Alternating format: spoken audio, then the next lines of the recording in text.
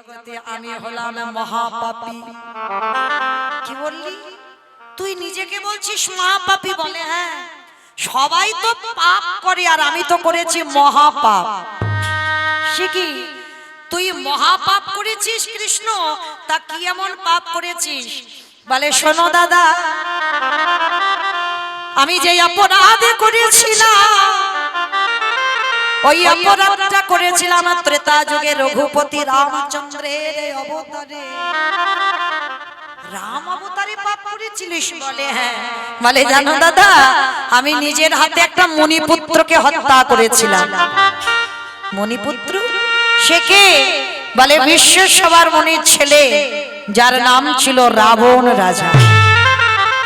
ওমা কৃষ্ণ, তুই এটা কি বলছিস? রাবণ রাজাকে মারলে পাপ হয় জীবনে? হ্যাঁ, আর তুই বলছিস সেই রাম অবতারে রাবণকে মেরে পাপ হয়েছে। চুপ চুপ। বলে দাদা, এই জায়গায় তো সব গন্ডগোল। সবাই বলে রাবণ নাকি ভালো লোক নয়। কি গো মাইরা, রাবণ ভালো লোক না খারাপ লোক গো? ভালো লোক। হাই ভগবান, মায়েদের মাথার গন্ডগোল হয়েছে। রাবণ নাকি ভালো লোক? হ্যাঁ গো, যে ভগবানের বউ চুরি করে নিয়ে যায় সে কোনোদিন ভালো লোক হয়? কি গো, যে ভগবানের বউ চুরি, যে রাবণের একটা দুটো বউ নয় 10,000 বউ রইল, তবু কিন্তু ভগবানের বউয়ের দিকে নজরটা পড়লো কেন? তাহলে নিশ্চয়ই তার চরিত্র খারাপ ছিল, ওই জন্য তো নজরটা পড়লো। বলে না, সব নজর সমাজে এক করে দেখলে হবে না, তাই না? কেউ যদি মনে করে নারী ভোগের সম্পদ, তার কাছে ভোগের সম্পদ হয়। আর কেউ যদি মনে করে বাবা নারী হলো সাধনার, নারী হলো আরাধনা, নারী ভজনের। নারী কিন্তু বাবা শুধু ভোগের নয়, নারী ভজনের। ভজনের যদি না হতো তাহলে একটু লক্ষ্য করে দেখেন, ওই বিল্লমঙ্গল চিন্তামণির চরণ ভজন করে কি গো একজন পতিতা নারী বারবনিতা, সেই পতিতা নারীর চরণ ভজন করে বিল্লমঙ্গলে পেয়ে গেল গোবিন্দ চরণ। পাইনি? দেখেন রামী রজকিনীর চরণ ভজন করলো চণ্ডী ঠাকুর। কি গো একটা নারীর চরণ ভজন করে, এই চণ্ডী ঠাকুর তো কালী সাধক ছিল, রামীর চরণ ভজন করে গোবিন্দ চরণ পেয়ে গেল। আমার বিল্লমঙ্গলে যেমন চিন্তামণিকে পেল, আমার চণ্ডী ঠাকুরের রানীকে ভজন করে ভগবানের চরণে পেল। জয়দেব গোস্বামী মা পদ্মাবতীর চরণ সেবা করে রাধা মাধবের কৃপা পেল। তাহলে কেউ যদি মনে করে নারী শুধু ভোগের আর ওরা সংসার করবে আর কিছু না, কিন্তু নারী ভজনের, নারী সাধনা। যদি বলো কেন বললাম, যেদিন অসুরীদের অত্যাচারে দেবতারা স্বর্গ ছাড়ে, সেদিন ওই নারী দশভুজা ধরে যদি 10 রাতে অসুরী নিধন না করত, তাহলে দেবতারা যেত কোথায়? কি গো, দেবতাদের তেজ দিয়ে নারী সৃষ্টি করতে হয়েছিল, পুরুষ নয়। আর যতই পুরুষ বলুক না কেন, নারী আছে বলে তো তবে তো বাবা পুরুষ শক্তিমান। আর নারী যদি বামে নারীকে ভজন করো, তোমার ভজন সাধন সঠিক হবে না। নারী তোমার প্রয়োজন, তাহলে নারী ভজনের, নারী আরাধনা। কিন্তু এই মন্দোদরী মা, রাবণ রাজার 5 রানীর মধ্যে বড় রানী মন্দোদরী মা, বসে বসে কাঁদছে কেন? কারণ সতী নারী তো পঞ্চসতীর মধ্যে একটা সতী মন্দোদরী। হ্যাঁ গো স্বামী, শেষে তুমি অন্য কারো দেখতে পেলে না, সমাজে একেবারে ভগবানের বউকে দেখতে হলো। আর তোমার এতগুলো বউ থাকা সত্ত্বেও ভগবানের বউ তুমি আনলে কেন? কথা বলতে বলতে বাবা রাবণ একবার আমার সীতামাকে মা বলে ফেলেছে। আর যেই না মা বলেছে, মন্দোদরীর সঙ্গে সঙ্গে ধরেছে, দাঁড়াও দাঁড়াও দাঁড়াও। কি বললে তুমি? সীতামা মা? বলি আরে পাগলি, সীতামা তোমার মা।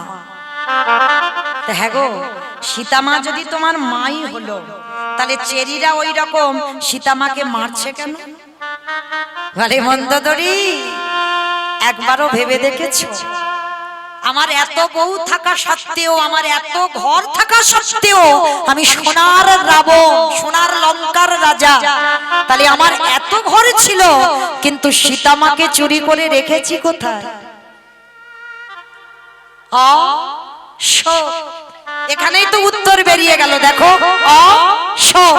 যেখানে শোকের ছায়া লাগে না সেইখানে সীতা মাকে বন্দী করিল। আর চেরির দ্বারা কেন মার খাওয়াচ্ছি জানো? শোনো তোমায় একটা কথা বলি। ওই সীতা মা হলো আমার ভব পারাবারের তরণী। তরণী মানে কি মা? বাহ, নৌকা। আচ্ছা ধরো নৌকাটা একজন চালাচ্ছে, এই যে মাঝি চালায় নদীর ঘাটে নৌকাটা রেখে কোথাও খেতে গেছে বা ঘুরতে গেছে বা বিশ্রাম করতে গেছে। আচ্ছা বাবা, হঠাৎ যদি কেউ একজন এসে নৌকাটায় বেশ করে মারে, মানে ভাঙচুর করতে, মানে ইচ্ছা হচ্ছে যেন নৌকাটা ভেঙে দেবে। আর যদি একবার বাবা মাঝির কানে চলে যায়, মাঝি ছুটে দেখতে আসবে না তার নৌকা থেকে মারে দেখি? তার নারী জাতি মন্দোদরি কিছু বুঝতে পারেনি, এত কঠিন কঠিন কথা। হরি বল, একটু সরে যাও দাদা, একটু সরে যাও। এত কঠিন কঠিন কথা বুঝতে পারছে না মন্দোদরি। তা মন্দোদরিকে খুলে বলছে, মন্দোদরি তুমি বুঝতে পারছো না? শোনো, সীতা মা যদি নৌকা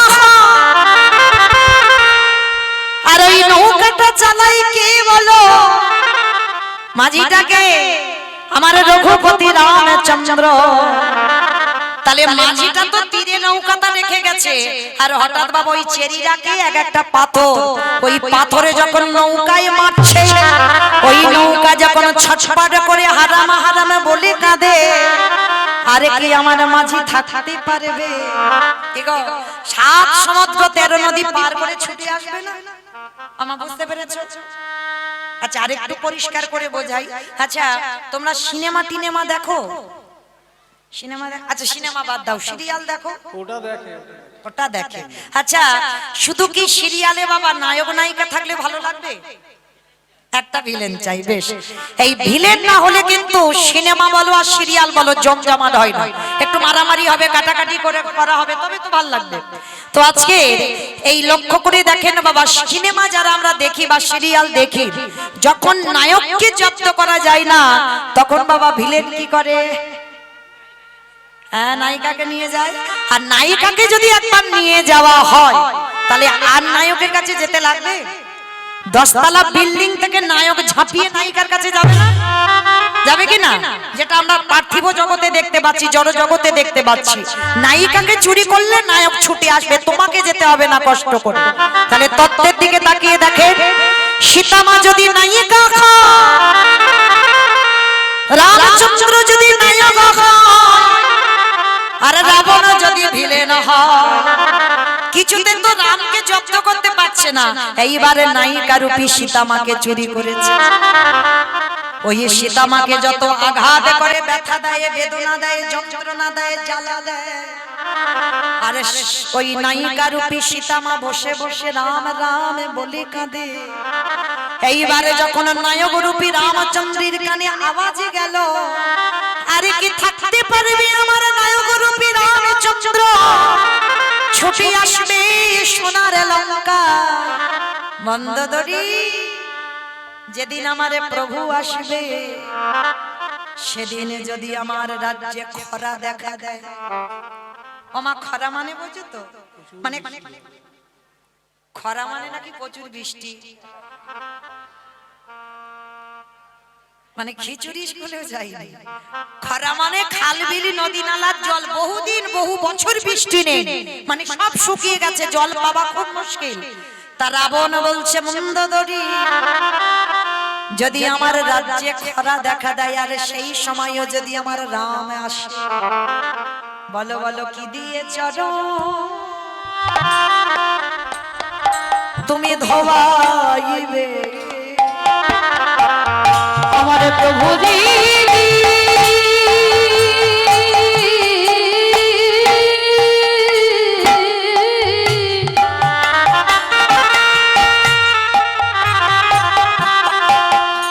আমার প্রভু যেদিন এই লঙ্কা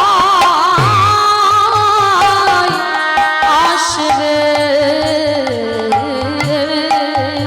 আমার রাজ্যে তো কোথাও জল নেই, কি দিয়ে ধোয়াবে? সেদিন কি দিয়ে প্রভু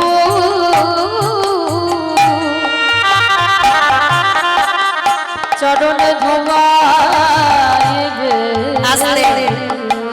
জানো মন্দোদরি, আমি কিন্তু কাঁদি না, তোমার মতো আমি বোকা নয় যে কেঁদে কেঁদে জলগুলো অপচয় করবো যেখানে সেখানে। আমি আটকে রেখে দিয়েছি। কেন জানো? যেদিন আমার প্রভু আসবে সেদিন যদি আমি কোথাও জল না পাই, আমার রামচন্দ্রের চরণ যুগলে বুকে নিয়ে সেই দিন আমি কি করিব জানো? আমার চোখের জলে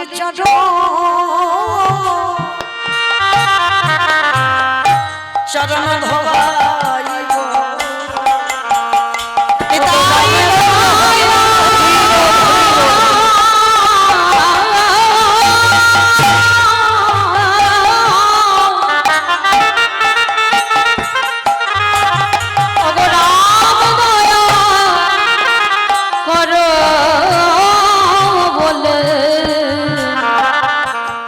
সেদিন চোখের জলে চরণ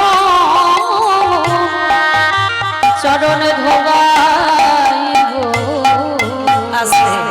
তাহলে ভাইরা লক্ষ্য করে দেখেন, সেই রাবণকে মারলো, রাবণকে মেরে আমার রামচন্দ্রের সর্বশরীরটা পাপী হলো।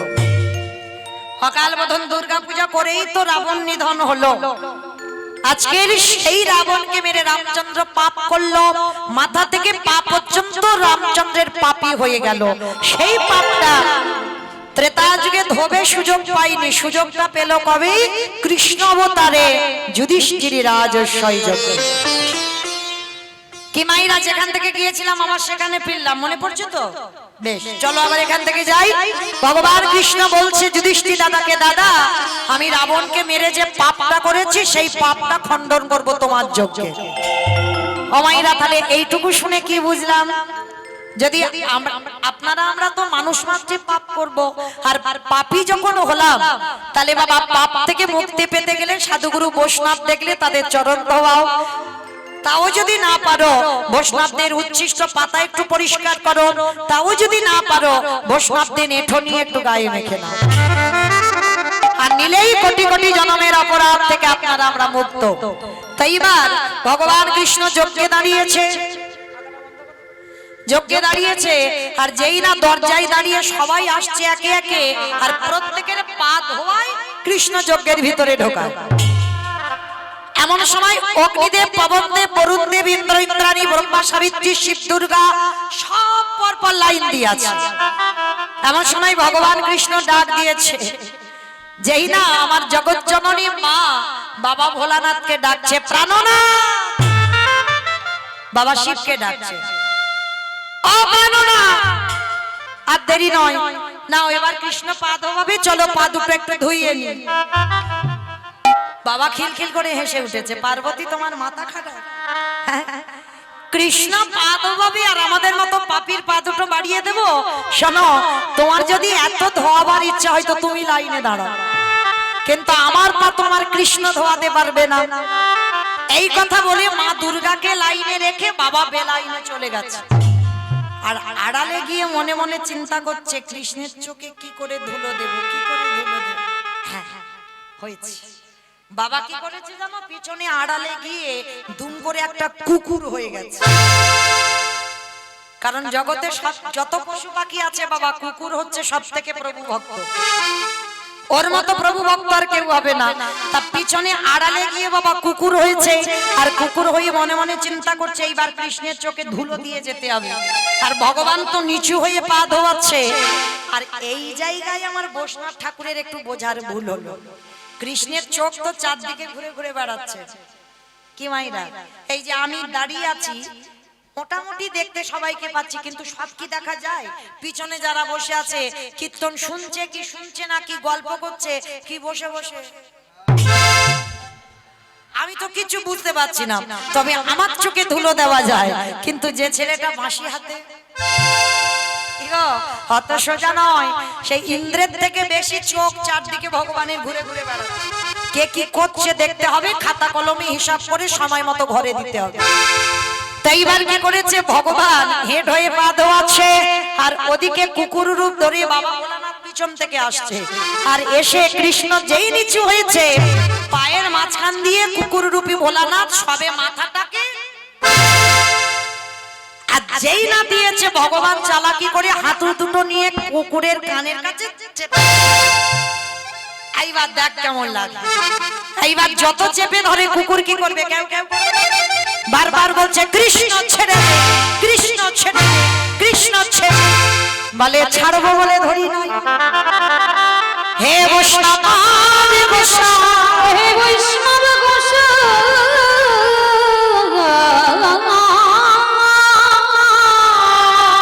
তোমার মতো বৈষ্ণবের দুটো চরণ ধোয়ালে আমার জীবনে কম হতো, তাই তো কৃপা করে করুণা করে আমার জন্য তুমি আরো এক্সট্রা দুটো জুড়ে দিয়েছো। বাবা বুঝতে পেরেছো? শিব শিব ঠাকুরের দুটো পা আর কুকুরের কটা? পাঁচটা পাঁচটা কুকুরের 5টা পা, ডায়মন্ড হারবারে পাঁচটা পিছনে ওইটা তো লেজ, কুকুরও দেখেন। তাহলে মায়েরা কুকুরের 4টে পা, শিব ঠাকুরের 2টো পা।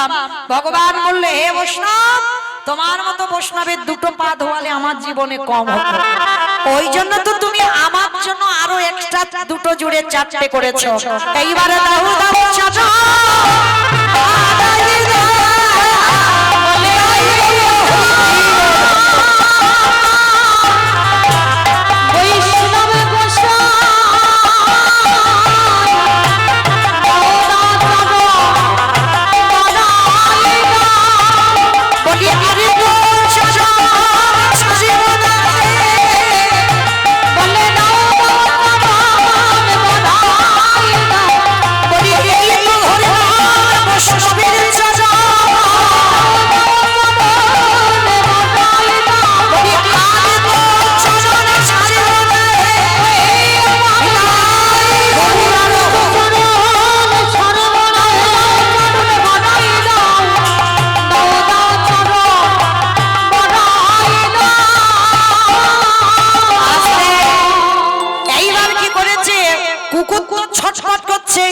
এইবার ভগবান মোটা দড়ি নিয়ে কুকুরটাকে আষ্টে পিষ্টে বেঁধেছে। বাঁধলে আস্তে বাঁধলে কি হবে বাবা, কুকুরের 4টে পা তো শুধু ছটফট করছে। ভগবান বলে এবার পায়ের ব্যবস্থা করতে হবে। মোটা দড়ি নিয়ে কুকুরের 4টে পা বেঁধে দিয়েছে। এবার যেই পা বেঁধে দিল শুধু নয়নে জলে গড়াগড়ি যায়। আরে বলে কৃষ্ণ ওরে কৃষ্ণ রে,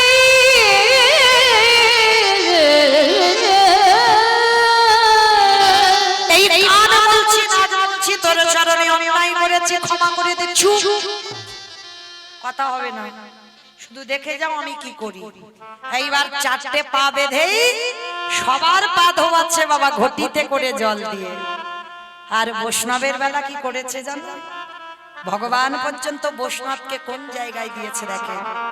আর আপনারা আমরা সেই বৈষ্ণবের পিছনে খুঁত ধরে ধরে বেড়াই। হরি বল। পারবো না কিন্তু বাবা খুঁত ধরতে ছাড়বো না। অপরাধ নেবেন না, চরণ ধরে বলে যাই যেন আমাদের দুর্গতিটা যেন ওই চপল গোপালের মতো না হয়। কথা বলো না ঠিক আছে, কিন্তু বৈষ্ণব অপরাধী যেন হয়ে না যায়। কারণ ভগবান পর্যন্ত সচিমা অপরাধ করেছিল এই অদ্বৈত আচার্য চরণে। কারণ শুধু একটা কথা বলে ফেলেছিল, ও অদ্বৈত নয়, ও হলো দ্বৈত। এই কথা বলার জন্য ভগবান নিজের মাকে ক্ষমা করেনি। আর আপনারা আমরা তো তুচ্ছ। মনে রেখো, বৈষ্ণবে দাঁড়িতে যদি হয় ক্ষুদ্র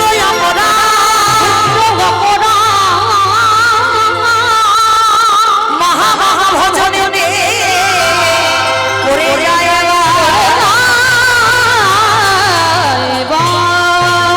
বৈষ্ণব দেখে যাবা নানো আয় মুন্ড পড়ে যায় নরকের বৈষ্ণবে অপরাধ করে জীবন গঙ্গা স্নানে যায়, কত পাবনে গঙ্গা তারে দেখে দূরে সরে যায়।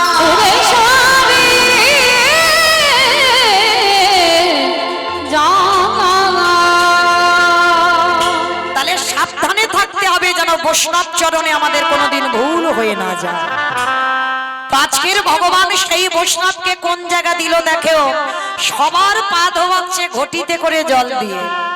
আর বৈষ্ণবের বেলা কি করেছে জানো?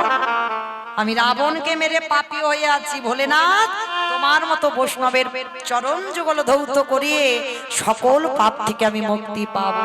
সেই ভগবান বাহ্যিক জগতের কোনো জল নয়, কুকুর রূপী ভোলানাথের চরণ যুগল। ওই চারটে চরণ বেঁধে দিকে কৃষ্ণ আমার চারটে চরণ বুকে ধরে ভগবানের চোখের জলে চরণ চরণ ধোবাইছে। হে বৈষ্ণব কৃপা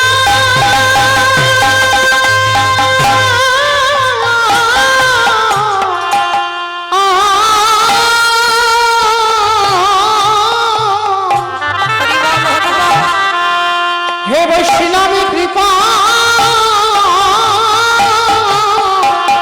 কাহো বলে চোখের জলে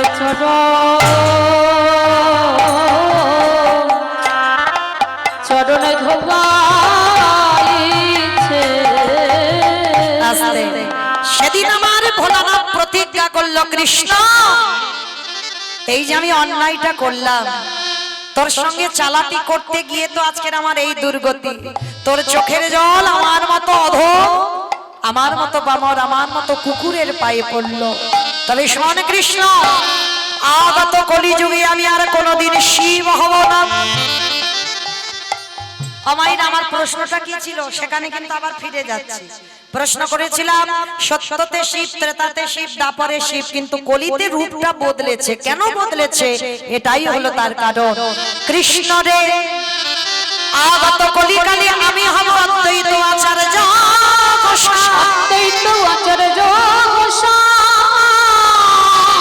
আরে তুই হবি আমার কৃষ্ণ নয়, তুই হবি আমার নদীয়ার নিমাইছা। আমি 12 বৎসর তুলসী ভাসিয়ে তোকে আহ্বান করব। আমি তোর থেকে 52 বছরের বড় হব। আর শোন, আমি যখন তুলসী ভাসিয়ে তোকে ওই ব্রজ ছেড়ে নদীয়ায় নামাবো, আর আমার ডাকে যেদিন নদীয়ায় আসবে, যেদিন আমি শান্তিপুর থেকে তোর সঙ্গে দেখা করতে যাব, যেদিন তুই আর আমি দুজনে মুখোমুখি হব, আজ যেমন রাজস্বাই যজ্ঞে তোর চোখের জ্বালা কুকুরের চরণে পড়ল, এই কুকুরই যেমন তোর কাছে ঋণী হয়ে গেল। আমি কথা দিলাম কৃষ্ণ, যেদিন তোর সাথে আমার প্রথম সাক্ষাৎ হবে, পরে আমি সেই দিন আমি তোর চরণ যুগল আমি ধৌত করে দেব। আজকে সেই প্রতিজ্ঞাটা আজকের পালন হলো। আজকের কলিকালে সেই 52 বছরের বুড়ো যিনি ডেকে আজকের আমার কৃষ্ণকে গৌর করে আনলো। আর এনে কি বললো জানো? কেহ বলে পুরাণেতে রাবণ অধিলা, কেহ বলে পুরাণেতে মাঠে মাঠে দাও উলুধ্বনি দাও একটু। কেহ বলে পুরাণেতে রাবণ অধিলা, কেহ বলে পুনবিতি আমার গোনামি গোনামি গোনা গোনা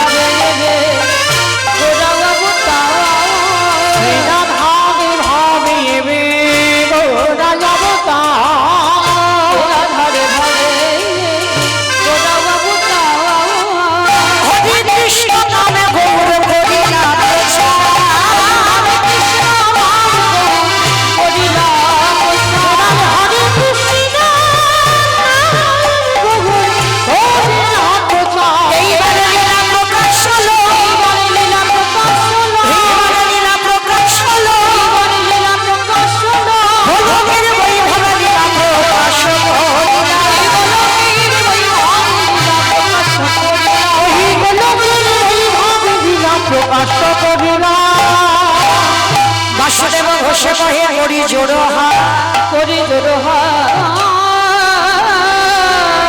ওগছে গো সেই কৃষ্ণ সেই তো জগন্নাথ অবশ্যই তো যাব না বাসুদেব শ্রী কহে এইবার লীলা প্রকাশ হল বাসুদেব বসে কহে এই বাড়িটা প্রকাশ হলো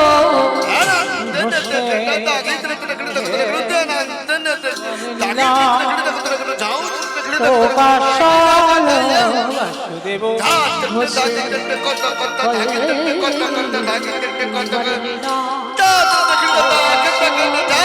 বাসুদেব শ্রী করে এইবার লীলা প্রকাশ হলো বাসুদেব বসে কহে এই বাড়িটা নিতাই গৌর বাসুদেব হরি বল হরি বল হরি বল লীলা প্রকাশ হলো বাসুদেব বসে কহে এই বাড়িটা প্রকাশ হলো রে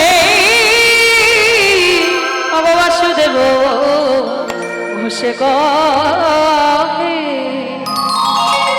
জানি তাই চলুন আজকে আমরা সবাই এই স্থান পরিত্যাগ করে একটু যাব মধুময় ধাম বৃন্দাবন ধাম তো মায়েরা সবাই দেখে একটু প্রেম সে সবাই একটু বলেন তো গৌর সুন্দরী কি ধ্বনিটা হলো কি এটাও জয় বললাম ধ্বনিটা হলো কি এটা নাকি জয় এটা জয় নয় একটু প্রেম সে ধ্বনি দিতে হবে এত জোরে দাও কত দূর শোনা যাবে বাগনান শোনা যাবে বাগনান নাকি বলে গাদিয়াড়া 58 গেট ওমা যাবে ওগুলো যাবে শোনা যাবে যাবে মানে মানে স্পিড আছে বিশ্বাস আছে যাবে আচ্ছা যাদের আওয়াজ যাবে কই একবার দেখি যারা যারা আমার ভগবানকে ভালোবাসে একবার হাত দুটো তোলো তো দেখি একবার সবাই পিছন থেকে আমার দাদা ভাই বাবা ঠাকুর ভাইরা যারা যারা আছে যারা দাঁড়িয়ে আছেন চরণ ধরে নিবেদন সবাই একসঙ্গে দেখি একবার প্রত্যেকে বলবেন কেমন ওই জায়গাটা একটু ধসে গেল এই ধসা রোগটা ভালো নয় সম্পূর্ণ কেমন একসঙ্গে বলবেন গৌর সুন্দরী কি নবদ্বীপে ধামে কি সচিরি নন্দনে কি বিষ্ণু প্রিয়া কি নিতাই চাঁদ কি ভক্তবৃন্দ কি হরিবাস ধাম কি সাধু গুরু বৈষ্ণব কি গ্রামবাসী বৃন্দ কি নায়ক বাবু কি নিতাই গৌর ব্রহ্মানন্দে হইব চলো সবাই আমরা যাব একটা ভজন শুনতে শুনতে বৃন্দাবন কিংবা একটা ভজন হবে তো চলো দেখি একটা ভজন গাইতে গাইতে যাওয়া হোক তবে আমি আর আমার সম্প্রদায় না সবাই যাবো কয়েকটা উলুধ্বনি দাও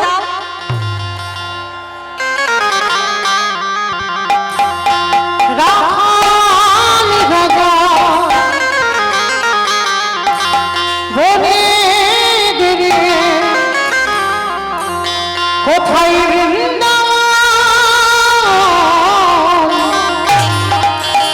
শ্যামী কুণ্ড রাধা কুণ্ড গিরিগো